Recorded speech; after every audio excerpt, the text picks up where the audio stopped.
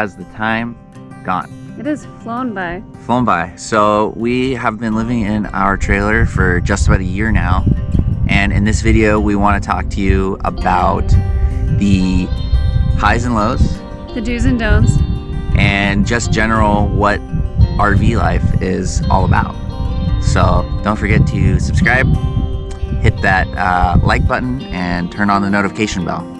Ding ding, ding ding, ding ding. Spent the first 6 months of RV life traveling all over the country and working and living in the RV.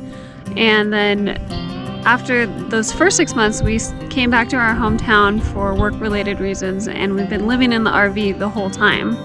Yeah, we started in California and we made our way all the way to Maine. And then for work reasons, we ended up having to come back, but we've still been living in the trailer full time and doing kind of what, like, in a sense, weekend warrior. Trips. Yeah. But we're still living in the RV full time, so we've just been staying closer to our local area in Southern California and exploring that area. Which I think is good because it gives people a different insight, because lots of times you hear people that are full-time stationary, or you hear people that are full-time travelers, so we kind of experienced a little bit of both. Or part-time RV living, part-time living in a house, or traveling. Some people travel 3, 4, 5, 6 months out of the year, and so there's all different kinds of RV travel, all different kinds of camping, if you want to call it. We don't really think that RV living feels like camping at all. It's not camping at all when you have literally everything you need and you can take a shower every night. So it's really about finding what works best for you. Exactly. Us. Yeah. There's no right and wrong. And we're still figuring it out as we go, to be honest with you. We certainly don't have all the answers, but it's all a big learning experience, and that's the best part of life, really. So, babe, tell me about the highs and lows. Let's start in the beginning. I'm very tired today. Hey people, our stuff. We have the truck loaded up. It's gonna go to Goodwill. I would say first starting downsizing, we rented out our house instead of selling it. We wanted to keep it. And getting our first trailer was just so exciting. Really fun. In a sense it was stressful, but overall I think it's a high and it's a good thing. Yeah, it was definitely an emotional experience downsizing everything that we had accumulated in a house over the course of 5 years.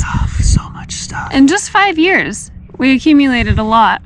So it was emotional, but it was so exciting to get into the RV and start traveling. And the first 2 months for sure were the best, I thought.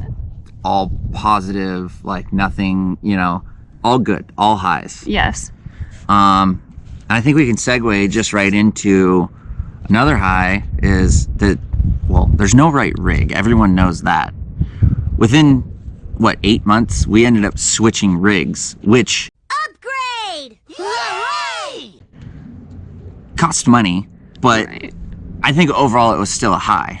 Yeah, we ended up losing some money, which is a very common thing that happens with people that full-time. Once you're in something, actually living in it 100% of the time and working in it as well, You learn a lot. You learn a lot, and you learn a lot quickly. Very quickly realize what works and what doesn't. Overall, I still think switching trailers was a highlight because we learned so much, which is great. Learning is great. And then we also, now we have a rig that suits our needs much, much better. Yeah. So we really weren't sure about it. And I definitely debated back and forth, should we do this? Should we not? Is this a bad idea? But once we did it, it just felt so right. And I still think that it's right. yeah. So So that's a high. And I'm the pusher. I'm the one that pushed it. yeah, this guy, he's pushing everything. But- we never would have started but RVing now- if he hadn't pushed it. But now she loves it. So that's great. Yes, absolutely. Another highlight for me actually came somewhat recently. Was when did we go there? To January? January. We Yes. joined Escapers and we went to their annual bash, which is amazing. It's in Lake Havasu, Arizona, and it's basically where about 400 rigs and 700 people meet up, and it's a week long, 10 days long roughly. 9, 10, yeah. And No, actually. I don't know. Whatever. It doesn't matter. And they have events going on all day, organized stuff, unorganized. Seminars, tons of different activities.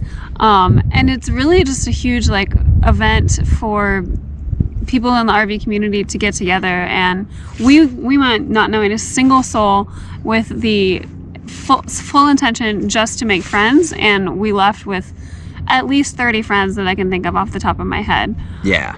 And I think that whole thing was just so positive, such a big highlight of our last year. It might be the biggest highlight.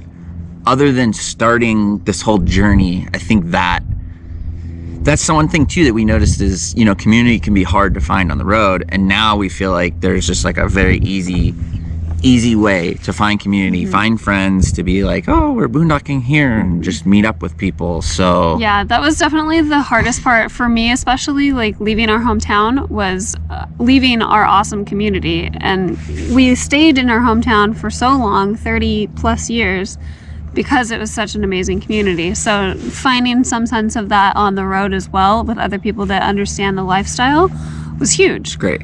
Big positive. Yeah. So another positive that, you know, wasn't even on my radar until we actually kind of sat down and started thinking about it was the road is very challenging. It can be stressful, not that like stress is a positive thing, but our relationship, you know, it was pushed, it was pulled, a lot of stressful situations, but now looking back, we've grown so much closer and so much stronger, you know, conquering all this stuff together. I mean, when you live in an RV, if an issue comes up, it needs to be fixed immediately. Where if you live in a big house, you're not around each other all the time. If there's an issue, you're like, oh, whatever, like I can just kind of brush it off or wait till later.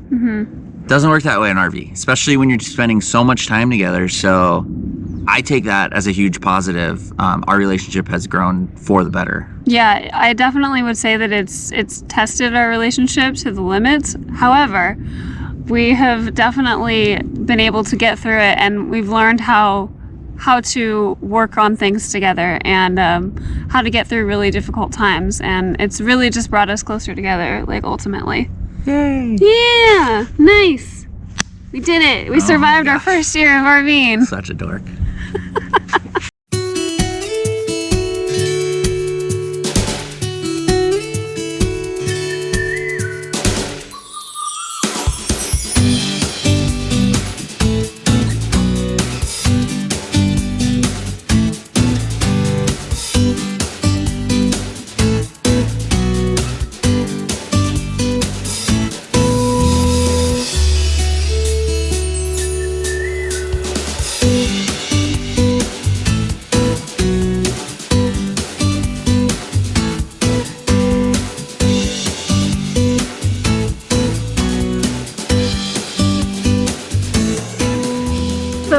One of the biggest things that we underestimated was... Well, one of the lows. Oh, okay. The low fuel.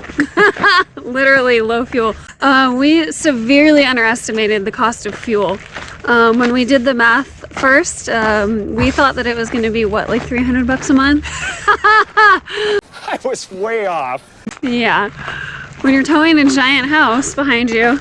Yeah, mileage is horrible. And then also, especially in the first 6 months, we moved way more than we thought we would. Yeah.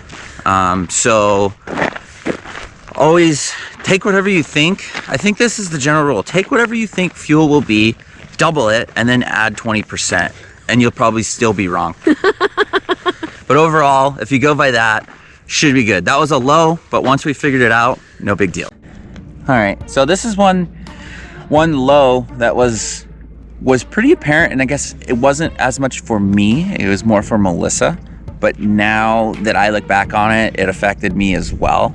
I guess during the time it was happening, I didn't realize until I look back.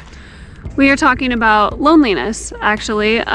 It can get pretty lonely on the road when it's just the two of you. Yep. We've both been very social people for our whole lives, so that did kind of set in around, I would say, the 2-month mark, which is also why I think that of the first 2 months were just the absolute best. But But so after about that time, that's when we started going to really visit people in other cities that we... Yeah, we have friends and family all around the country. So when we noticed that we were kind of lonely and we needed more interaction with people, we started to really, instead of planning out going to destinations, we planned out going to visit friends and family. And then the destinations, like, they would take us around places that we had never seen, and that was great. We visited our friend in Texas for a week, and then we went and met up with my parents, flew into New Orleans, and then we met with her uncle in Florida. So if you're feeling lonely, don't ignore it. You know, try to reach out to people. You can reach out to people on Instagram. You can go to escapers. They have a lot of convergences. And then friends and family around the country. This lifestyle can be tough, but it's totally doable. Yeah, there's actually all sorts of different RV communities and get-togethers. We just love escapers, so that's why we keep talking about it. But there are tons of different ones out there, and we plan on trying more. Yes, because it's awesome. Super awesome. So another low that we noticed, in a sense, and it took time to notice, was that, I don't know, it's strange with social media, and you know, it always comes off as we're having the time of our lives. I mean, we're having a great time. Right, because we're posting all these videos and photos of us having a good time in all these different places. So a lot of times it's very easy to think, for other people to think that we are just having a great time all the time. But, you know, we have struggles, and you might feel that you're not supported by friends and family. And I don't know that that's the case. It's just sometimes it feels like that. And you have to remember that, you know, it was you or your couple or whoever went on the road, it's your idea to do that. And other people might be sad that you left. So that's something to really keep in mind. In the beginning, you'll probably get a lot of support, hopefully, but then that can change after a while. So that's just something to keep in mind.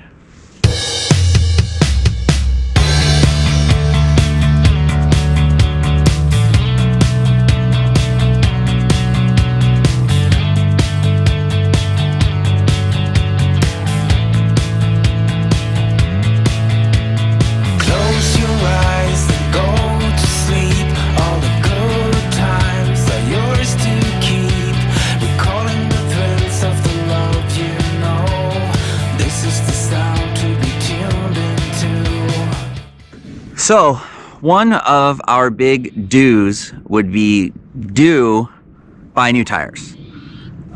When we started, we had a Keystone Cougar. When we bought it, I said, brand new tires. I'm not messing around with what people call on the Facebook groups China bombs. So we got new tires right away. And then when we switched rigs, I was adamant about it, and we got new tires again. And knock on wood, we've had 0 tire issues, which you can see a lot of horror stories. I mean, obviously, you know, you can get into an accident, but overall, it just destroys your trailer, your RV, you know, so do buy new tires. Highly recommend. For the $600 peace of mind, buy new tires. Another do is put yourself out there. Talk to locals, talk to everybody. Be social as much as possible. Learn from people that have been there before. Be active on Facebook groups or other social media groups. Do meetups. Some of these events are organized through Facebook. So just go for it. Get out there and don't be shy. I was always kind of shy in the beginning, but I really came out of my shell and became a lot more confident in talking to people, because those are the only people around to talk to, is the people that you are there with. So don't be afraid. Get out of your comfort zone. Do be flexible with all regards. I think this is something that I've gotten really good with. I used to be definitely more rigid in our plans, and if it didn't go the way we thought, like, this is before RVing, like, I'd get bummed out or whatever, and now I'm just like, go with the flow. Like, this happened, or you meet people on the road and you had planned to go to a museum, and then you met some people through Instagram and they want to go to some amusement park or whatever. I'm just making stuff up. But you know, that's like some of the best memories you'll have, is like just go with the flow and be open to all experiences and don't be afraid to change. If you're a control freak, this lifestyle might be difficult for you. Might be doable as well, but it could be tough. But it also changes you a lot. I think for a good way. Yeah. Another thing we noticed was in the beginning we were moving way too fast, and our schedule kind of is, I think what would be perfect for us would be roughly 2 weeks in a place. I think that's our plan going forward, I think. Yeah, no less than 1 week, I would say, but we'll see how it feels. Maybe like 10 days. Yeah, we'll see how it feels going 2 weeks in a place. And that's the thing, we'll be flexible, so it doesn't matter.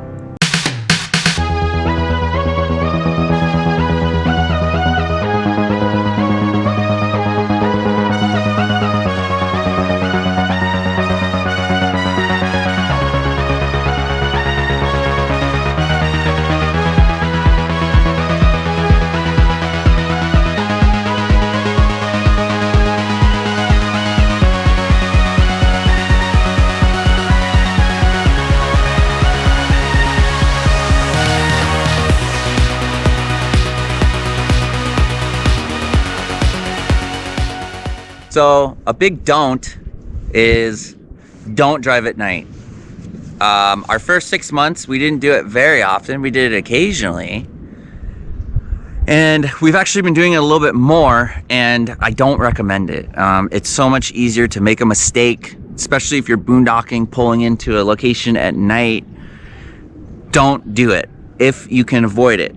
I understand that things happen and sometimes you need to, but do your best to avoid driving at night. That's something I recommend, and I do 99% of the driving. Don't put all your eggs in one basket when it comes to 1, camp spots, and 2, sources of income. Definitely want to be as flexible as possible and have a lot of backup options if something doesn't pan out the way you thought it would. If you get to a camp spot and you can't get in, or it's full, or whatever, if the internet is not good enough in that location and you have to move to a different location because you have to have internet for work, you got to have multiple backup options. We recommend at least 1, if not 2 or 3. And then always having a backup option for sources of income, not putting all your eggs in one basket. I am a big fan of that saying, and it holds true in a lot of areas of life. So definitely try to spread out your options. One more don't, and this is a big one. Don't think it's gonna just be all fun and games. There's gonna be struggles, there's gonna be stuff that breaks. You're living. If you're truly full-time, like you're living, this is your house, so stuff breaks, and that's something to be aware of.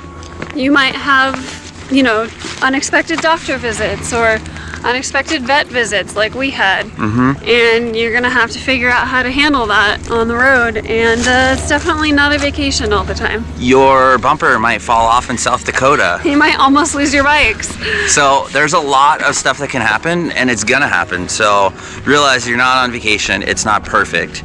So, go with the flow and just realize that stuff happens. Yep, it is the ultimate flexible lifestyle, but you have to be flexible as well. So that kind of rounds it out for us, our year. I mean, obviously there's highs and lows and a lot of different things that go into it. We would have to say that, it's probably not cheaper or more expensive. It's all relative in a sense. It really depends on your lifestyle, like what activities you want to do, and it's not any better or worse than a traditional lifestyle, but it's very different.